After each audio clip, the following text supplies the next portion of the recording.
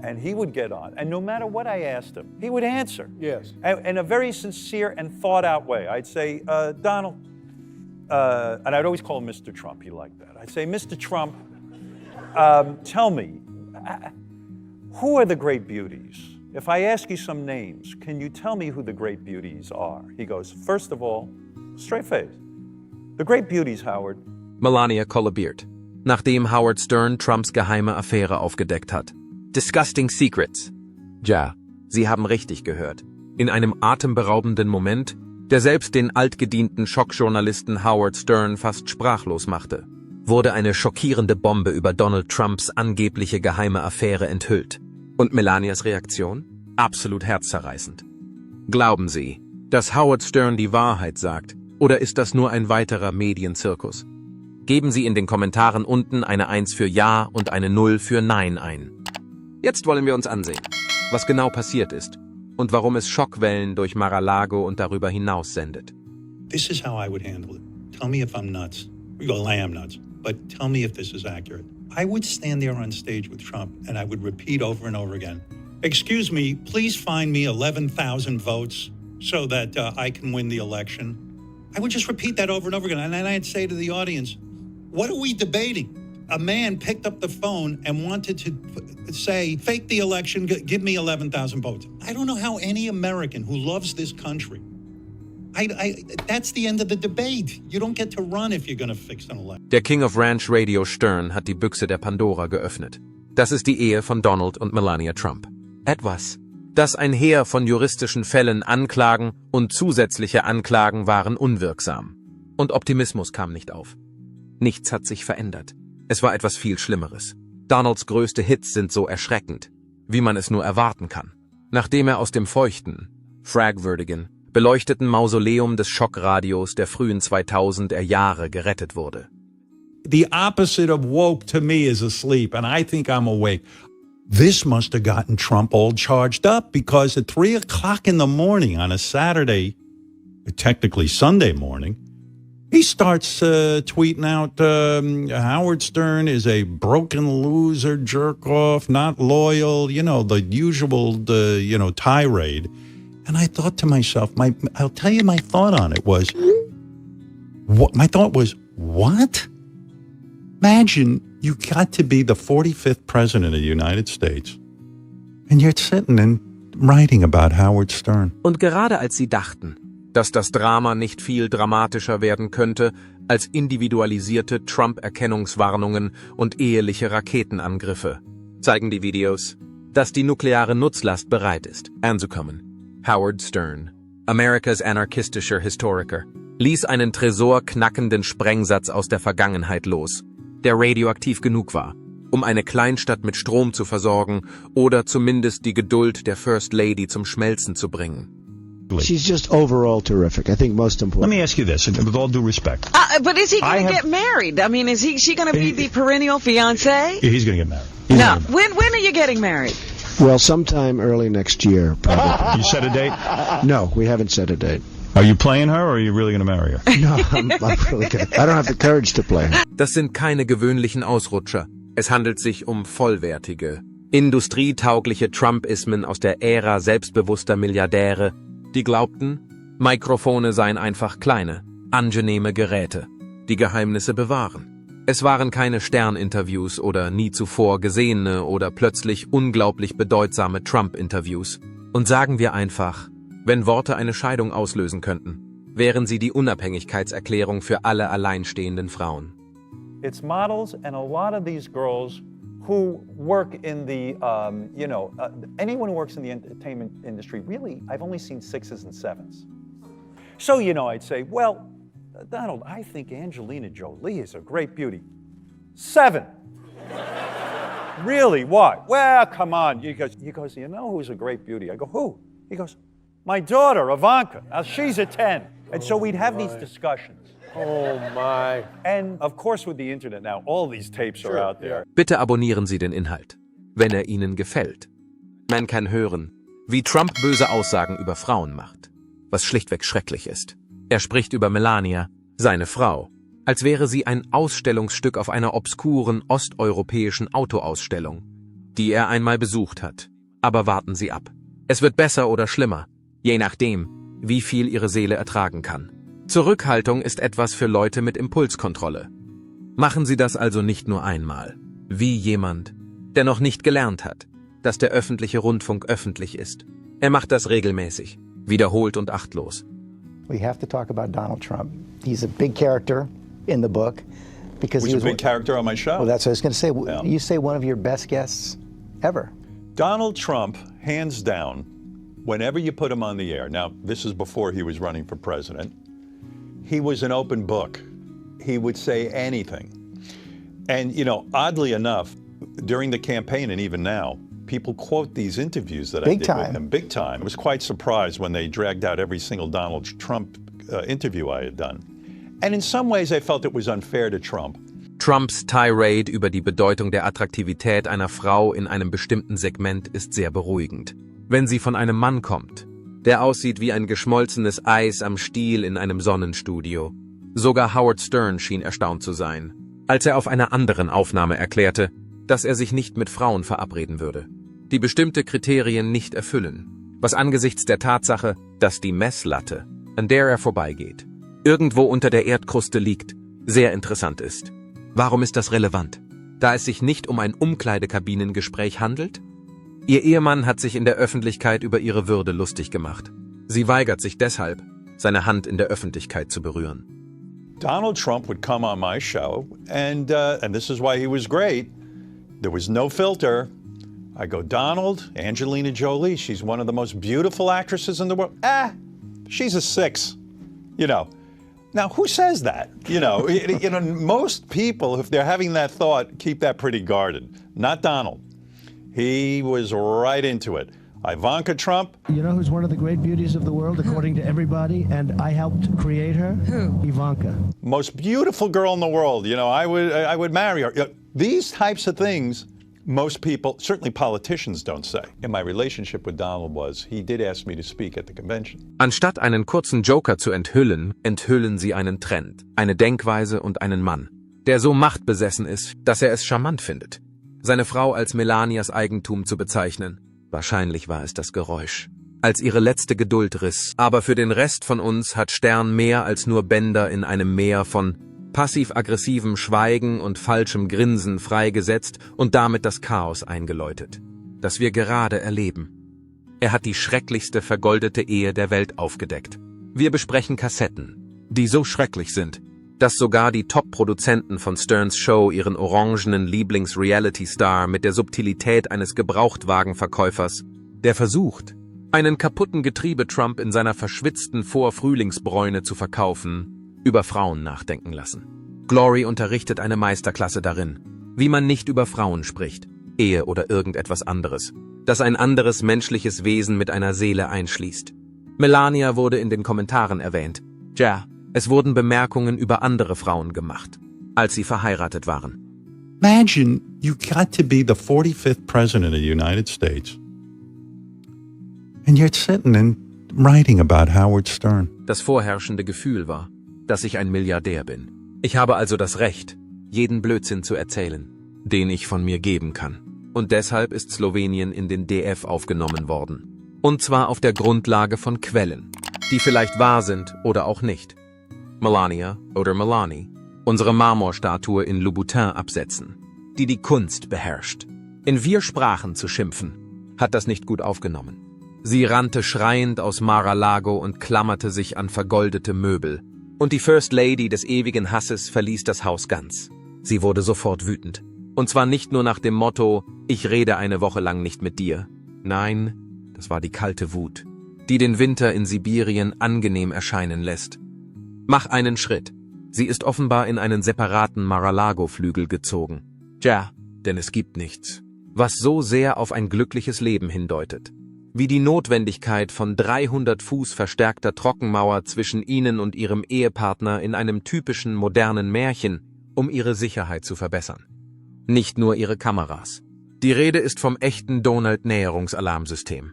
Es gibt Gerüchte, dass das Team es so verändert hat, dass es das Geräusch einer Toilettenspülung und die ersten Takte eines Macho-Mannes abspielt. Wenn er sich auf weniger als 15 Meter nähert, ist das natürlich mehr als eine kleinliche eheliche Entfremdung von dieser Qualität. Melania hat sich nicht nur abgesetzt. Sie hat sich auf ihren eigenen Ehemann gestürzt und eine Gegenüberwachung eingerichtet. Donald knows how to communicate. You say he's one of the best guests. He is one of the best guests ever. Why? Because as a radio guest, he says whatever pops into his mind and he understands how to play that game. Doesn't appeal to everyone, but it appeals to enough people. That style appeals to enough people to turn them on. So he's a great radio guest. What do you think of him as a president? Well, listen, he asked me to endorse him, and I couldn't. You couldn't. I couldn't. Donald and I disagree on a lot of things. And I had to say to Donald on the phone, it was uncomfortable, I can't endorse you. And I haven't heard from him since. Das ist die traurig schöne Komik des Ganzen über die Jahre hinweg. Donald hat sich wiederholt dabei gefilmt. Wie er sich in der Echokammer der Sternstudios selbst das antut. Er saß da und schrie, dass man ihm seine Würde nehmen solle. Und das in hochauflösendem Stereo. Wenn die besten O-Töne wie Geständnisse klingen. Wozu braucht man Feinde? Dieses Verhalten ist nicht neu.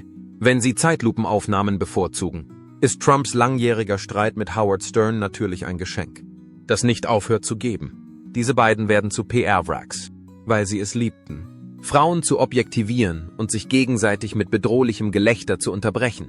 Von 1909 und neu, endlich bis 2015 war Trump mehr als 1 Dutzend Mal in der Stern-Sendung zu Gast. Und jeder dieser Besuche war ein besonders unangenehmer TMI-Ego- und sexistischer Fiebertraum. Stellen Sie sich vor, Sie diskutieren über Ihre Geliebte im Live-Radio mit der gleichen Intensität wie jemand, der seinen neuen Golfschläger ankündigt. Sogar Stern, ein Mann, dessen Karriere darauf aufgebaut war, die Grenzen zu überschreiten, hat sich kürzlich von Trumps Katastrophe distanziert. Es ist eine Sache, vor einem Publikum den Hofnarren zu spielen. Es ist eine andere Sache, wenn man herausfindet, dass sein Lieblingsgast jetzt auf den Boden schreit und behauptet, das sei gegen die Regeln. About kooky celebs, remember when Howard Stern was edgy and cool? Me neither, I'm not 100. Stern is only getting worse. Listen to this bile-filled rant about Trump supporters. I hate the guy. I hate the people who vote for him. I think they're stupid. I do. I'll be honest with you. I have no respect for you. Melania ist in der Zwischenzeit völlig still geworden. Ohne Pressekonferenzen, öffentliche Wutausbrüche oder Twitter-Stürme. Nur mit friedlicher, herzzerreißender Abneigung, die sich in immer kälteren Fotositzungen und einer scheinbar unerschütterlichen Weigerung zeigt, einen Aufzug zu teilen. Sie ist noch nicht fertig. Sie schloss ihren Beitrag. Sie ist in ein Airbnb in den Alpen umgezogen, weit weg von dem Tumult, der Lautstärke und dem überwältigenden Geruch von Fastfood-Fett und Haarspray. Seien wir ehrlich, diese Ehe war von Anfang an eine Reality-Show in Verweigerung. Melania hat schon immer den Eindruck einer Frau erweckt, die sich ungewollt für eine Netflix-Serie angemeldet hat, die sich als Psychothriller entpuppt hat. Von ihren steifen öffentlichen Auftritten bis hin zu ihren mysteriös verspäteten Ankünften bei Wahlkampfveranstaltungen. Das Einzige, was noch fehlt, sind ein dramatischer Beichtstuhl und bedrohliche Hintergrundmusik. Jetzt ist es offiziell. Melania ist nicht nur darüber hinweg. Die Aufnahmen sind raus und die Leute überlegen sich, wie sie umgehen können. Sie baut ein Radarsystem auf. Das ist keine eheliche Müdigkeit. Diese Technik wird in der städtischen Kriegsführung eingesetzt. Nicht, wenn sich Ehepartner über die Temperatur streiten. Wenn sich Regierungen jedoch auf Invasionen vorbereiten, ist dies die Art von Täuschung, die man beobachten kann. Analysieren wir auch Trumps Neigung zu selbstzerstörerischem Verhalten, das über ein paar schäbige alte Interviews hinausgeht. Es geht um das immer wiederkehrende Muster eines Mannes, der nicht aufhören kann zu reden, obwohl er weiß, dass jedes Wort, das er spricht, seine Glaubwürdigkeit schwächt. Do you feel like you're in a different space now than you were 8 years ago? I feel I was always me the first time as well. I just feel that people didn't accept me maybe, they didn't understand me the way maybe they do now. Donald Trump ist eine wandelnde Zeitbombe aus ungewollten Enthüllungen. Man sollte meinen, dass er, nachdem er fast ein Jahrzehnt lang der Rechenschaftspflicht wie Regentropfen ausgewichen ist, die Macht des Schweigens gelernt hat. Aber nein, nicht Donald.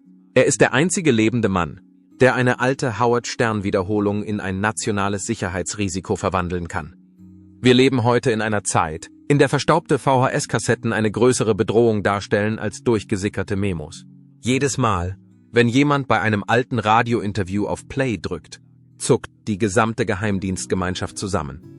In der Zwischenzeit baut Melania im Stillen ihre eigene entmilitarisierte Zone auf, ein frostiger Blick und eine Politik der verschlossenen Tür nach der anderen, während Trump sich bemüht, seine jüngste Demütigung als Fake News, Umkleidekabinengespräch oder eine andere abgedroschene Ausrede aus dem Glaskasten mit der Aufschrift „Im Falle eines PR-Notfalls" zu umschreiben. Aber die Sache ist die: Spin funktioniert nicht, wenn der Fluchtplan bereits im Gange ist.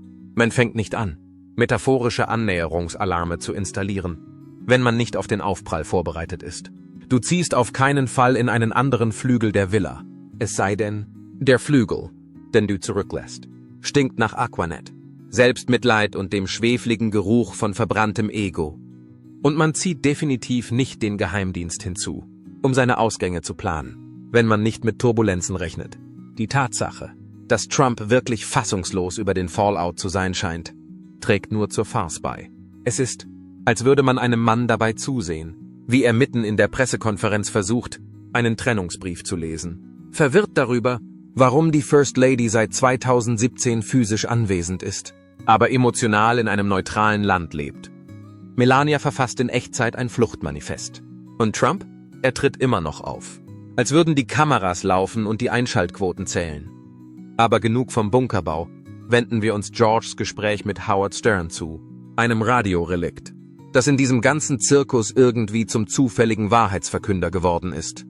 Now, we're going to turn to George's interview with radio legend Howard Stern. We hear it's very candid. It is candid. Howard talks about everything and anything. As you know, he has no filter, but this book is still full of surprises, a lot of self-reflection from Howard as well. Takes us inside how he's changed over the years and the art of interviewing. He also opens up about his most famous guest, President Trump.